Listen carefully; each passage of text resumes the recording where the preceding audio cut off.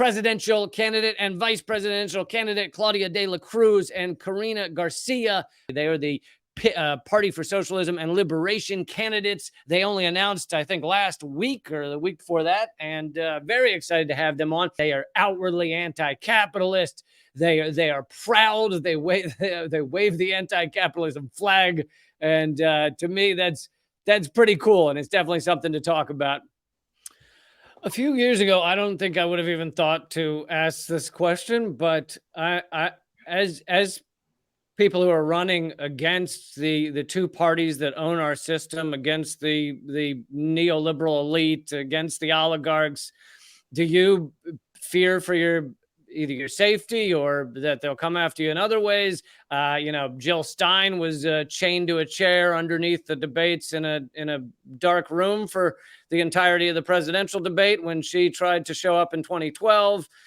Just recently, we have the African Socialist People's Party getting indicted during the press conference, the federal government stated that one of the reasons was for, quote, weaponized free speech, so they're indicting them for free speech.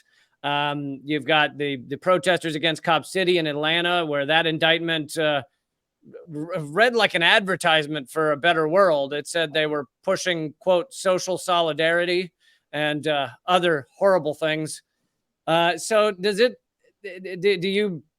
this feel like creeping fascism? And do you at all fear that running as a presidential contender is dangerous? I think living in the United States is dangerous.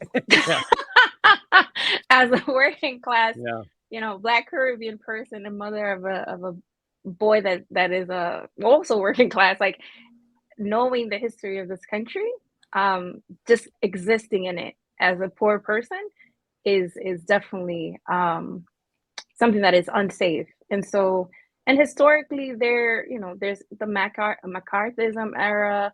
There's a persecution that has continued because COINTELPRO has not stopped. It has evolved throughout history. And so it's also a moment of courage. Like, it's a moment for people to be bold. It's a moment for people to be able to advance the struggles that we're currently in, because if we don't do that now, we are going to regress in history. We're going to go not, decades, we're going to go probably more than decades backwards. And so one of the things that I've also learned in the process of organizing and the process of being in communities is that our people are courageous. Sometimes leadership is fearful, but our people are courageous every day. Every day they wake up and they are, standing up to many different forms of oppression, and they are surviving.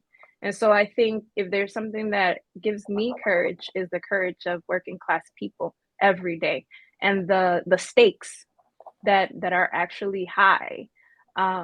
It's, people power is at stakes here. If we continue to do the same thing we've been doing every 4 years, we will lose a lot.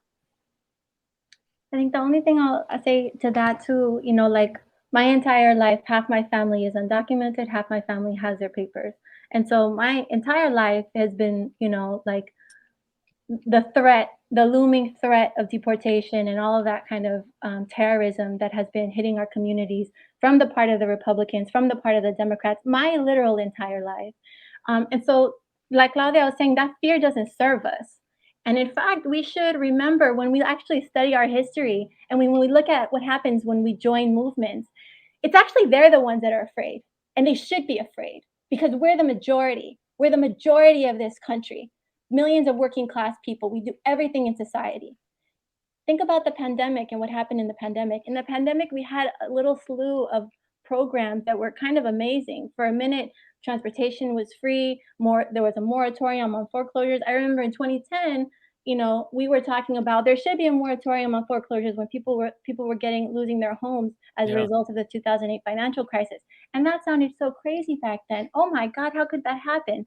And then in 2020, on their own will, when we weren't even organized, look at what they did. They did a moratorium on foreclosures. We hadn't even begun to fight. We hadn't even begun to fight. So it was socialism coming to. It was socialism coming to save capitalism again. That's right. That's exactly. Well, imagine what we could do if we were organized. Mhm. all across the country, and we have a Mhm. political program and a party that has our needs, not what these lobbyists think that we deserve or think that we can ask for or whatever, but actually a program that speaks to people in blue states, that speaks to people in red states. We want to make the red states truly red. And we believe that that is possible because you know what? Those people need childcare. And right now, 3.2 million kids are at risk of losing childcare. And at the very same time, the Biden administration, they don't have money, right? They don't have money for childcare, but they brag about spending $100 billion on Ukraine. So, like, those people in all these parts of the country need those things. And we're going to speak to those things. And we're going to give definition to actually what is socialism. And that's why we're not afraid, because we know that our program is actually popular, that the people want it, that they need it, and that it really is a question of organization.